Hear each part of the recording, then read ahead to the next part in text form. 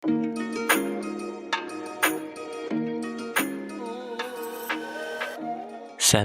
معكم راغب. مرحبا بكم مرة أخرى. اليوم عندي لكم واحد الموضوع مهم بزاف. إلا فهمتوه كما فهمتو أنا، وصراحة آه كاين بزاف ديال الكلمات، وهذه هي مشكلتي صراحة. كنت ديما كنقرا هو أنه كلمات كيكونوا مهمين بزاف، ولكن حتى تقالت بواحد الطريقة أكاديمية ما كتكونش عندها البال. وهنا إلا فكرتوا مزيان غادي تفهموا اشنو قصدت. بحال مثلا الإيغو. اليوم غنهضر لكم على الإيغو. ديما كنسمعوا الإيغو ولكن ما عمرنا فهمناه بالضبط. داكشي علاش كيضيعوا بزاف ديال الفرص انك تفهم بزاف ديال الحوايج، لان كتكون الكلمه فضفاضه. وباش نبدا ديما كيما ولفنا مع بعضياتنا، نبداو بقصه. غنبدا لكم في قصه من روما قديما في القرن الثاني الميلادي. امبراطور حكم اقوى امبراطوريه في العالم، كلشي كيركع ليه وكيهتف بالاسم ديالو. هذا الراجل هو ماركوس أوريليوس. ولكن الغريب انه كان كيكلف واحد الشخص كيمشي موراه ديما في الشارع وسط كل هاد المجد والاحتفالات، وكيهمس ليه في الودن ديالو بجمله واحده وكيبقى يعاود فيها: تذكر انك انسان، وتذكر انك ستموت. وهاد القصه معروفه بزاف وتمنى تقلبوا عليها، سميتو مومينتو موري، او لا كتعني بلي راه كل واحد غادي يموت. علاش اقوى رجل في العالم كظن انه محتاج شي واحد اللي يفكروا بهذه الحقيقه، حيث كان عارف بلي اكبر خدعه ممكن يقدر يتصاب بها الانسان هي الايجو، واللي كتعني الانا. قريناها في الفلسفه ولكن ما شرحوهاش، انه ما فهمناهاش. كما كنقولوا كيضيعوا بزاف ديال المفاهيم لان كتكون مفهوم فضفاض كيبقى كيتعاود حتى ما كتبقاش عنده معنى الاصلي ديالو. ما عليناش، هذا في موضوع اخر. في حياتنا اليوميه الايجو كيبني لنا بزاف ديال الاوهام كبار كيقنعونا باللي حنا فريدين من النوع ده، باللي التفاصيل ديال حياتنا كتهدد العالم، وباللي حياتنا ما غتمشيش. ولكن نهار غتحطم الانا ديالنا غادي نكتشفوا الحقيقه، وهو انه من اكثر الحوايج اللي كيدمروا هذا الايجو وكيرجعونا للواقع. غادي نعطيكم ثلاثه الحوايج، حقائق كبيره باش ما نطولش الفيديو. كاينين بزاف ديال الحقائق، ولكن هادو هما لي بيلي ديال هذه المشكله. ثلاثه الحقائق قاصحين ولكن غادي يحرروا كما حرروا.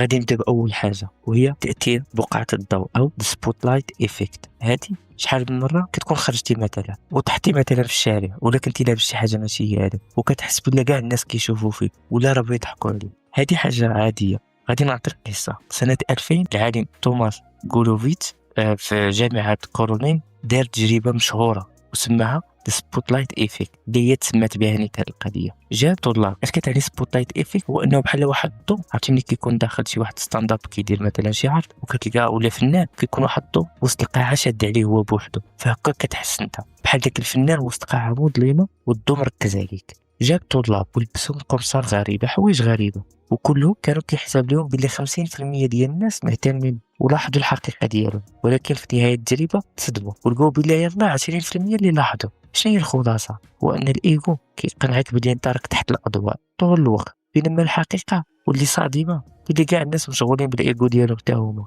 وما مسالينش ليك. وغنمشيو للحاجه الثانيه، وهي واحد عدم القابليه للتعويض، او لا يو ار نوت ريبليسيبل. انت ما يمكنش يعوضوك الناس. شحال من واحد كيحس باللي هو العمود الفقري ديال الخدمه، مثلا نمشيو في الخدمه او العائله او لا اي علاقه بين جوج او لا علاقه اسريه، وباللي لا غاب كاع النظام غادي ينهار. المنظور الوجودي وفكره الموت كتبين عكس ديال هذا الشيء، بلا كنا غادي نموتوا. نهار كتمرض او كتخرج من الخدمه في السيمانه الاولى كيكون فراغ كيقدروا يحسوا به، ولكن في ظرف اسابيع قليله كيتجاب شخص اخر كيعمر البلاصه والشركه كتربح والحياه تملات عادي. حنا عطينا مثال بالشركه، ولك ان تتخيل بجميع البلايص راه انت ممكن تعوض. شنو هي الخلاصه؟ مكانتك راه ماشي دائمه، والعالم راه كيتقلب بسرعه عجيبه بدوننا، فبلا ما نبقاو سحبنا بدا الكون ولا حنا هو مركز الكون. هادشي راه انت ما كتفكرش به بهذه الطريقه، ولكن راه كتحس به. راه كاين فرق بين ان واحد الحاجه كتحس بها وكاينه في الدماغ ديالك داخل.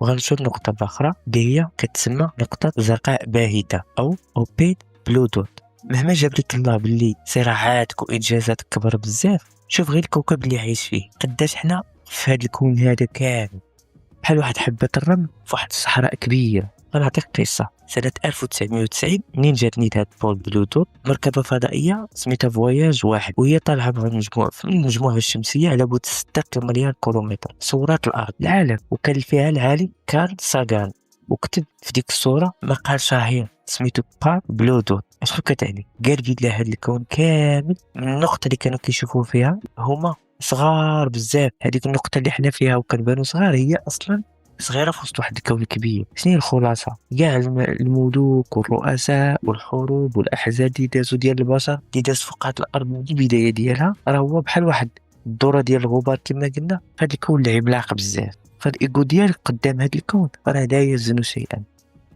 ملي كتوصل لهاد الخلاصة وكتحطم هاد 3 الحوايج اللي مهمين، واللي هما ان الاضواء راه ماشي عليك بوحدك، وباللي انك انت راه ممكن تبدل، راه ماشي انت اذا كنتي فواحد البلاصه راه ميمكنش نبدلوك، خاصك تامن بلي انت راه ممكن تبدل. وثالث حاجه انت راك صغير في وسط واحد الكون اللي هو اصلا صغير، فانت مجهري. ملي كتفهم هاد الحوايج، وكاينين بزاف ديال الحوايج، هو انه اذا كنتي عارف شي حاجه راه كاينين بزاف ديال الناس احسن منك، واخا تكون انت هو اوعر واحد فيها كاين الناس احسن منك.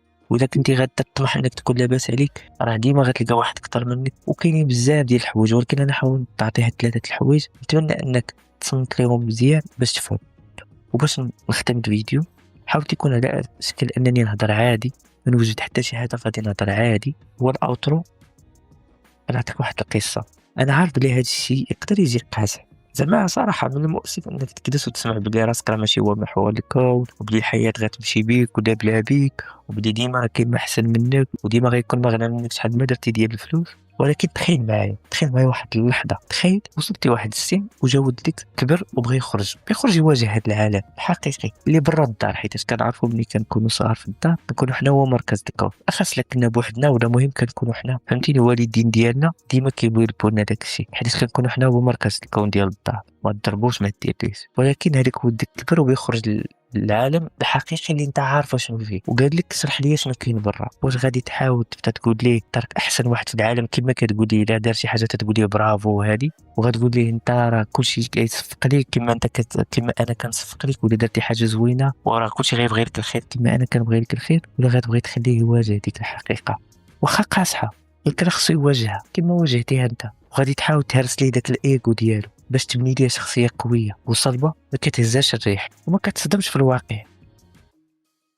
لأن بصراحة ملي كنخرجوا لأرض الواقع كنتصدموا بزاف. فدائما الإنسان ملي كتكون الإيغو ديالك كتفهم بزاف هاد الحوايج هادو، كتولي أول حاجة ما كيبقاش عليك الضغط، لأن كتحيد عليك واحد الضغط، لأن أنت ما بغيتيش تكون الأول وبغيتي تكون أنت الواعر، كتحاول دير داكشي اللي قديتي عليه وكتفهم بلي أنت راك ضعيف. وحاجة أخرى كتولي ما كتبقاش تفكر بزاف أنك دير أي خطوة سواء في التجارة سواء في حياتك، ما كتبقاش تفكر بزاف. عرف بلا انت تخيل هاد حنا نرجعوا للوقت، تخيل هاد الوقت طويل بزاف، هاد الكون ملايين السنين او مليارات السنين مني بدا الكون، انه من ديك الساعات شحال انت كتساوي واحد 60 ولا 70 سنه في العمر ديالك، فما عندها حتى شي معنى. فانت راك بسيط وسط واحد المسطره طويله ديال الله، واحد 100 مليمتر، انت 100 مليمتر. انا متاكد بلي غتختار غادي تصارحوا بالحقيقه حيت كتبغيه، وهادشي بالضبط اللي حاولت دير في هذا الفيديو. تحطيم الايجو هو اول خطوه نحو السلام. تحياتي لكم، نتمنى الفيديو ما يكون كان طويل، ولا استفدتوا خص تعرفوا بالله اهم حاجه هو تعرفوا باللي الايجو هو ماشي مصطلح فضفاض، هو مصطلح تيأثر علينا بزاف اكثر ما كنتوقع. نتمنى انكم تبحثوا في هذا الموضوع اكثر. تحياتي لكم، ليله سعيده.